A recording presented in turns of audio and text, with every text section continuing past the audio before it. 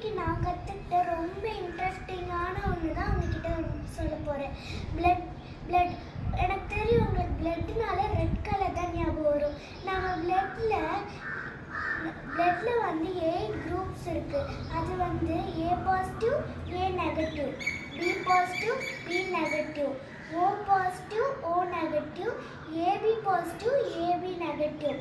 நம்ம செல்லில் அவுட் லேயரில் ஆன்டிஜன் அப்படின்னு ஒன்று இருக்குது. ஏ ஆன்டிஜன் பி ஆன்டிஜன்னு இருக்குது. ஏ ஆன்டிஜன் இருந்தது தான் நம்ம பிளட் வந்து ஏ. அப்படி பி ஆன்டிஜன் இருந்தது தான் நம்ம பிளட் வந்து பி. அப்படி ரெண்டுமே இல்லை தான் நம்ம பிளட் வந்து ஓ. அப்படி ரெண்டுமே இருந்தது தான் ஏபி.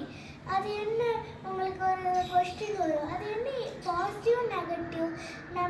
நம்ம செல்லிலே இன்னொன்று இருக்குது, ஆர்ஹெச் ஃபேக்டர். ஆர்ஹெச் ஃபேக்டர் நம்ம பாடியில் இருந்தால் நம்ம பாசிட்டிவ்.